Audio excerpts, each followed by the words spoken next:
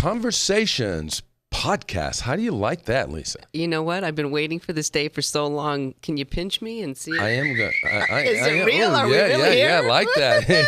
Yeah, conversation powered by Just Talk and Lisa Listen. You must be the Lisa Listen part. And you must be the Just Talk part. I am that party. You know what? We're going to do some big thank yous right away to get this thing started. Before we even tell everybody what the show is going to be about, huge thank you to Scott Whitney, the director and technical specialist and advisor, producer, right here in the studio. He the man. He is it. Yes. Woo-hoo. Vegas Video. That's we wouldn't be here without him. Absolutely. This guy's a smooth talker too. Yes, he is. He got a little bit of moonwalk in him.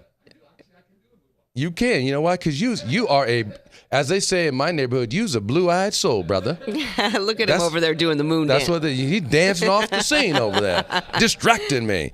So no, Scott is super awesome. So glad to be here with him and teamed up with him. It's a great partnership, and it's so marvelous to meet people, not just that are like-minded, but that are just energetic, entertaining. You know the best part about Scott for me? For you, what? The boy will tell you the truth. And you He can tries handle not the to. truth. He tries not. You can't handle the truth. Well, Son, we live in a world with walls. Those walls have to be guarded by men with guns. Who's going to do it? You, Lieutenant Weinberg. You better stop me because you know I know the whole movie. Oh, my God. Where is Lou when I need him? Louis Gossett Jr., yeah. So we're going to thank Scott Whitney and also Ruth Furman, the PR firm that you so specially hired. And the name of her firm was Image Words Communication. That's correct. Ruth Furman is a superstar, and she knows it. Yeah, she is bad to the bone. And now we know it. Bad. And then, finally, we want to thank Lacey and Chris from The Cerrone Show, because if they weren't as good at podcasting as they are, we might not be here. We might still be on the radio. We've shifted platforms mostly because of their magic. Well, so thank you, Chris and Lacey. Absolutely. So now let's talk about the show. This is our inaugural show, so it's our very first show, and we think it's going to be one of many. You think?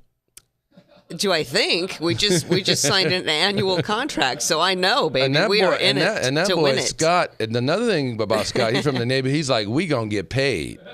Like, mo money. That's how Scott is. He's a nice guy, but mo money.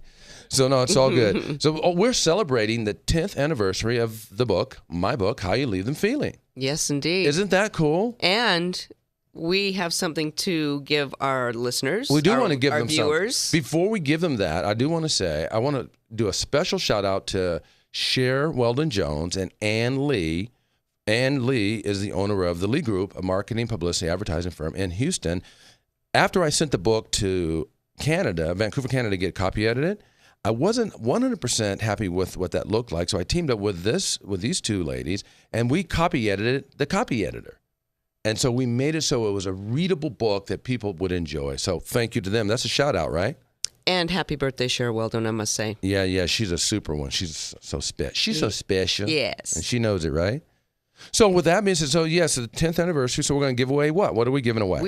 If you go to justtalk.com right now and fill out your information, we will send you a free ebook, which is valued at $9.95 because we are celebrating the 10-year anniversary, and we want to give you something today. Are you giving this away I'm giving it away. Free? I'm giving it away. Full free? Yes. How are we going to pay the bills? We'll figure that out after we give away a few free books. We'll see who calls, right? So no, that's really cool. So that is a good, nice little gift because it's an unbelievable book that has helped so many people. Right now, it's sold over 8,000 copies and still counting. Self-published. Well, here's the cool thing is the best part about this. Did you know in 2004, when the research was done, most books? Well, let me put it this way: there were 1.2 million book titles that came out that year.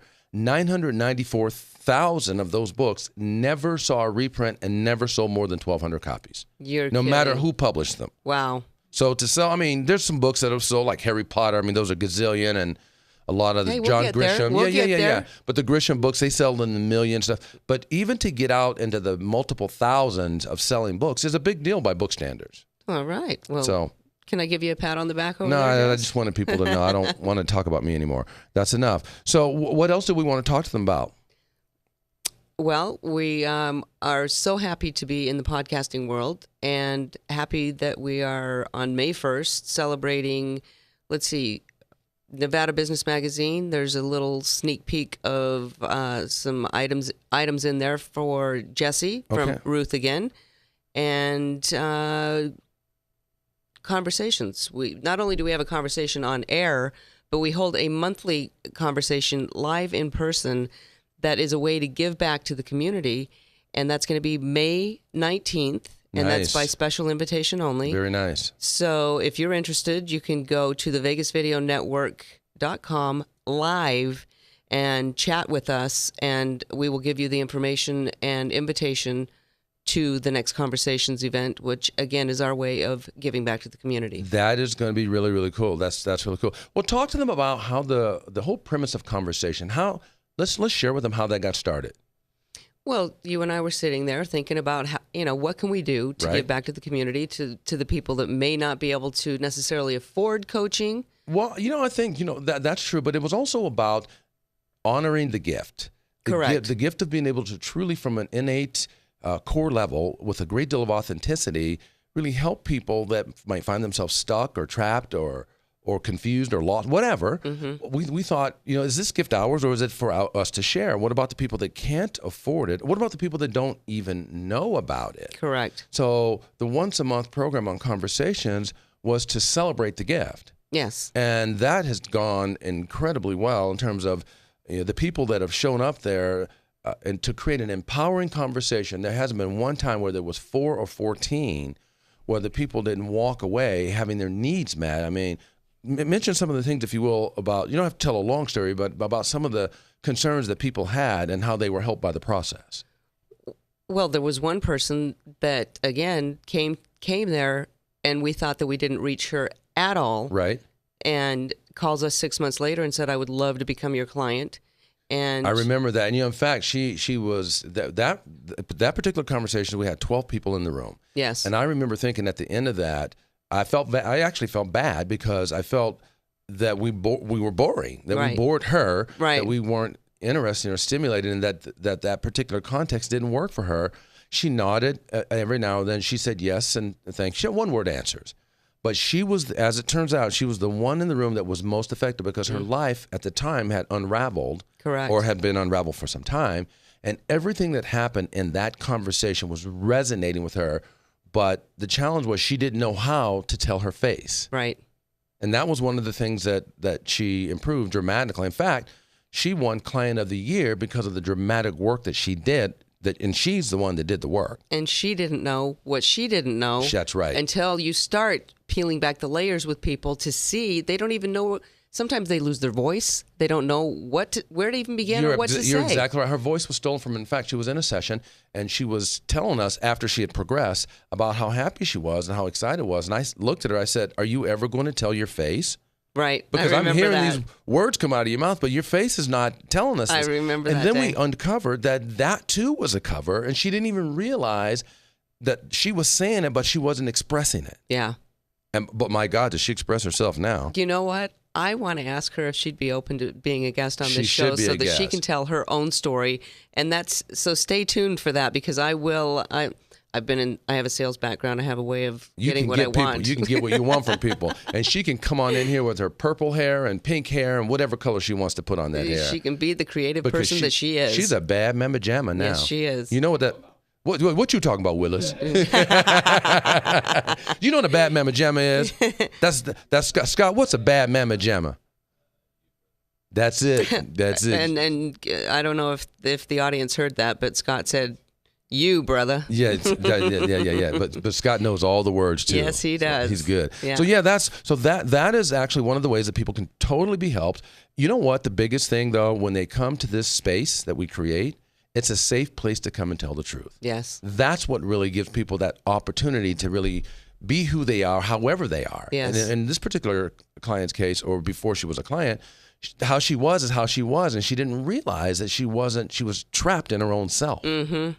So, and the problem associated with that was you tell it childhood. Go ahead and finish it. Her mother suppressed her, and if she ever did show emotion, she was told not to. Correct. So that wasn't ladylike. she became this person that was expressionless, that was emotionless and just sat there like a bump on a log just to please her mother, and she never got beyond it in her marriage. Right, I was going to say, then for her friends. She extended that to the relationships that she would choose would be men that would want the same thing from her, so it was perpetuated. Exactly. Until she discovered, wait a minute, there's a me in here. Yes. I want me. When she said, I want me, she went forward, and that was really all there was. There was no stopping her. And that just like McFadden and Whitehead said. Ain't no stopping us now. There you go. And you know all the stuff. You know all the words. You know all the good people, all the lyrics. Yeah, well, So that's really good. So I'm showing my age now, Jess. You are, but that's okay. Now, we should take a look at the chat room to see if anybody's on there. I haven't looked at that yet, Lisa. Have you taken a look to see? I had told people to text, so if you'll bear with me. Okay, so we'll be doing both. My phone is blowing up. We'll do texting and we'll do the chat room, but in the future we'll get them on the chat room. For right now. Yes, we will. Yes, we will. But while you're looking for chats, what I want to then say then is that the whole piece, the whole jewel in this is to have an empowering conversation, to have just a conversation that's real, authentic, and there's juice flowing through it, and it resonates and connects with you where you're at. In fact, when we do our work, we like to say we meet people where they're at. Absolutely. We meet them where they're at, and then we ask them the number one question: what do you want? Well, how about when you and I first started coaching? Okay. And you would ask me questions, and I would just look at you. Right. And you'd go, okay, now's the time you're supposed to talk. Right. This would be a good time to have language. And I said, and I didn't know what to say because my voice was suppressed. And you didn't even realize that you didn't know what to say because you were so used to shutting down, much like the lady that we talked about earlier. So when you would say something, and I would say, I'd shrug my shoulders, and I wouldn't even know what to say. And then I would say, I'm going to sit here until some words come out of your mouth. Or I know you have you your would own say, space. Most people would say something like ABC or DEFG. Right. This is what you might want to say right now. And so you actually filled my world back up with words to start forming sentences over again. And all that really was you, but having understanding that you have the permission and the right to say what's on your mind. People don't have to like everything you say, and you're going to do it in such a smooth and eloquent fashion anyway, but you were so used to being shut down and your voice was blocked, so why give it? And you started to live your life from a why should I express myself place. I bet there's a lot of people out there listening to this right now that find themselves shut down for all kind of reasons. And you know what? There's hope, because if it could happen to me and it was suppressed for 10 years and I got my voice back, you can too. Absolutely. So what are some of the things you think that people suffer with the most in terms of why they're the way they are, in terms of not feeling like they have a voice? Fear. Fear of judgment. Fear of judgment, insecurities, image. Where do you want to start? Well, they have an image they want to keep. Let's explain what that is. They have an image they want to keep up with. This is a word we borrowed from Supercamp that was incredible. Yes. Yeah. And it is fear of image. It's a new word called femage. When you have femage, you're afraid to be who you really are. You're being who you think you want others to want you to be, to live into that image, to be accepted. Yep. And a lot of that comes from childhood. Always. Because when you're kids, you're seeking to fit in, so you have someone to play with and hang out. And if you think of teenagers these days, their number one people in a teenager's life are their friends. They don't even think about the roof over their head or the parents, busting their backs to give them what they want and put food on the table. And how powerful words are. Words are very, very powerful. They go to school, they get bullied. Somebody says you look ugly. That those shoes you're wearing don't ever wear them again. And those words stick with you, and you never lose them, and they affect your whole life. Do you remember the saying? I want you to finish this. Sticks and stones may break. Let me back up. Sticks and stones may. Mr. I get paid by the word. You pay now. Okay, sorry, I got a little off. Sticks and stones may break my bones, but words will never hurt me. That's a lie. Words can destroy people. A single word can destroy a whole life as you know it. And the manifestation of that problem typically happens when you're going along seeking to fit in, and something happens and you say there's something wrong here. Mm-hmm. And then you look around and you say the something that's wrong is me. I don't fit in. I don't belong. Can you speak personally to something that someone said to you that affected you and it took you years to get over it? Yes, actually I can. That's a beautiful question. Let's go back to the early 60s, late 50s, early 60s when I was raised. I lived in an oppressive society at the time where the rules and laws actually were very different than they are today. And people that looked like me were not pretty dominant in that environment. Right. And in order to assimilate or fit in, I did whatever I thought I could do. When I looked out and I saw that something was wrong and I wanted to fit in, I decided I'm going to be the best at everything. I'm going to be the best basketball player, and I'm going to be the straight A student, and I'm going to be in the band, and I was everything to all people all the time, tirelessly. Okay. I did that to fit in, and I took it even one step further. To make sure I got to stay in the group, I'm going to be the leader of all these groups. Because if I'm the leader, it's hard to kick me out of the group if I'm the leader. Okay. But all that was an expression to fit in. My perfectionist mentality caused me to just destroy inside and not have enough bandwidth for the things that matter most in life. Okay, but going back to the word, was there a word that somebody said to you that Can I say that? Can I say that word on air?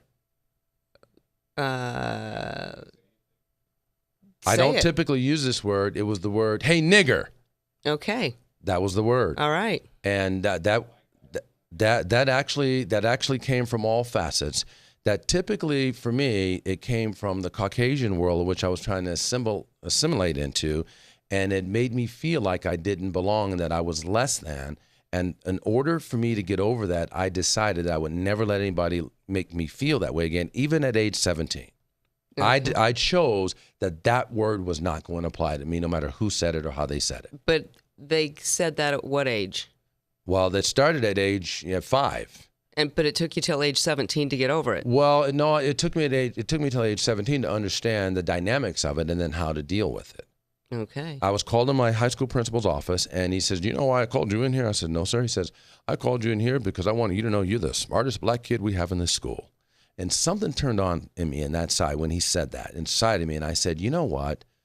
I need to be responsible for this because this is supposed to be a compliment." I said, "Mr. Cornella, with all due respect, I appreciate that compliment. Mm-hmm.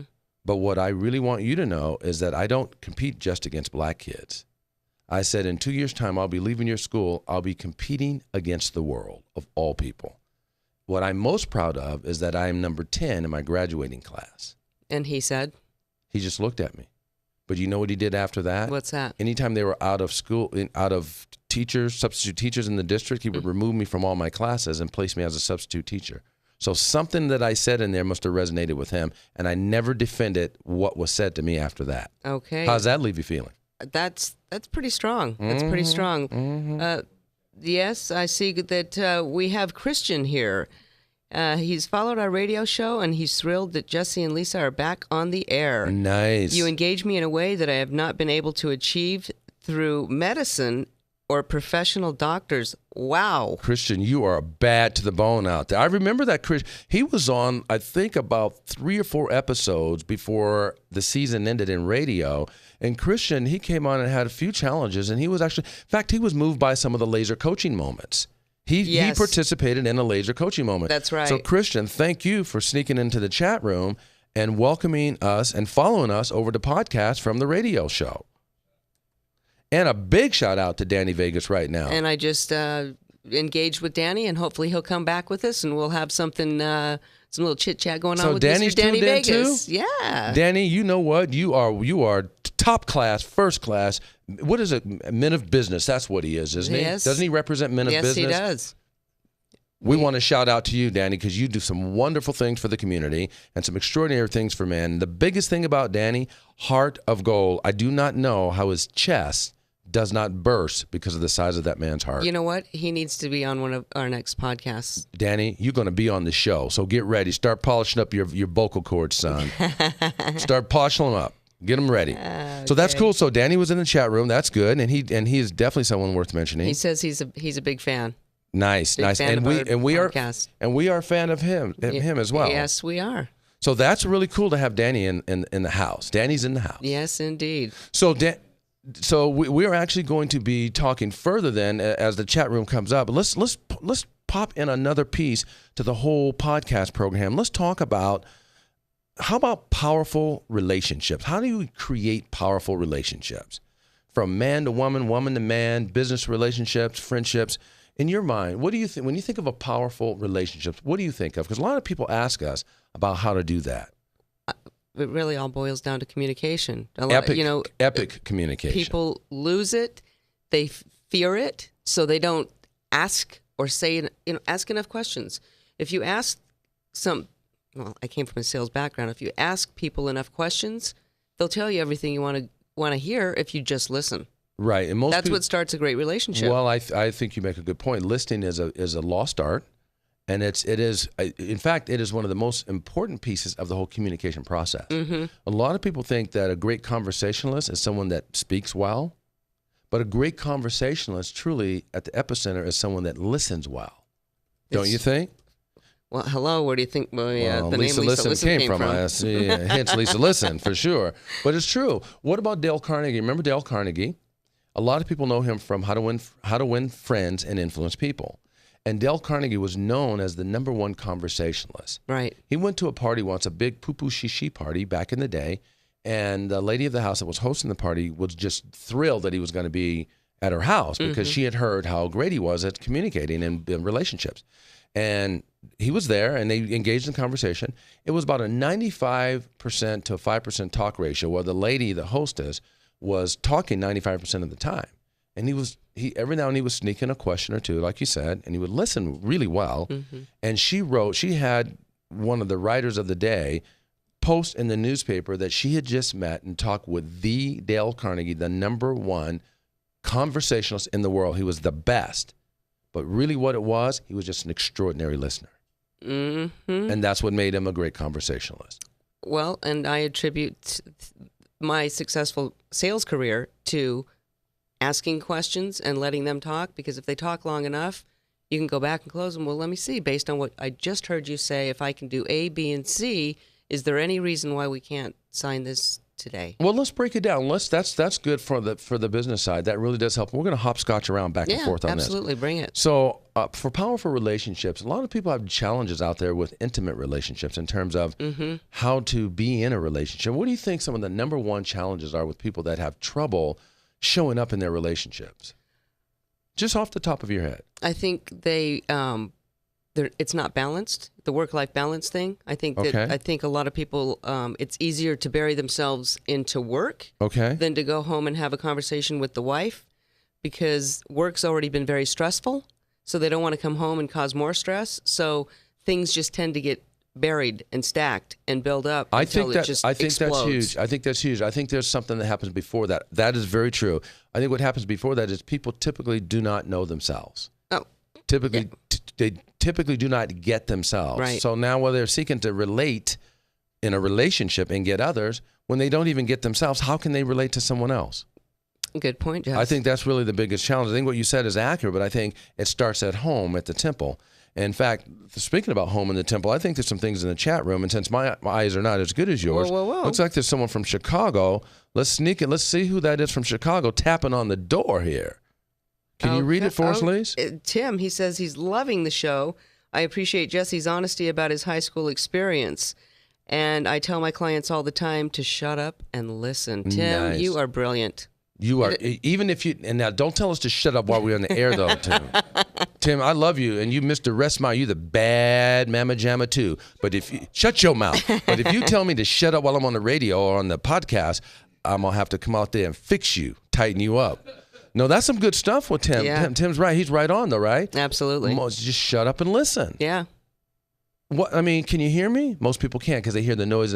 They have what they call in the psychology. Inner critic. Well, inner critic for sure, but Yeah. in psychologists they call it the always listening mind, already always listening mind. That's that alter ego that sits on your shoulder. See, everything rises and falls in language. No doubt. The language that you use, the language that you allow in, and typically the way we roll, we do not allow in toxic people or toxic language. We find great exit strategies to get away from that. Right. And that little alter ego that sits on your shoulder that tells you who you are and who you're not, and typically telling you what you can't do. Right. So to Tim's point, sometimes it's good to shut up and listen. Like now, I'm going to shut up and listen to you listen. Okay. Well, I just wanted to say that Danny Vegas did come back and say that the show seems to water down the negativity of all that's going on out there. Say that again? It seems Jesse, how do you feel about African Americans using the N-word so much? That's a great question. I'm going to answer it like this. Everything is a matter of context. Everything is a matter of context, culture, and community. 3 C's. I'm not going to say I condone using that word. I'm going to say in certain aspects of a community, that word is often used because if we use it on ourselves first, when it's used against us, it takes the sting away.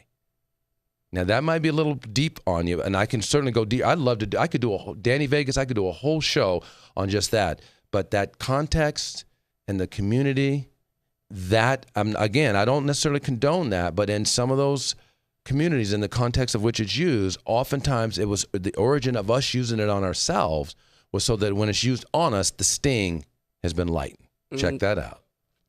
So did that help you, Danny? Yeah, you text us, shoot us another little message in the chat room, and let us know if that did help you. But that's how I would answer that question. But we could do a whole program on that alone. That's a great question. Yeah, it is. I really like that. I personally decided this, Danny. I decided that who I'm becoming is someone that wants to resonate and rise above the color and communicate in a fashion that it's transformative, where you don't think about it. It has no relevance. Right. Well, only what we're dealing with is what is relevant. So Danny said it's all about the culture.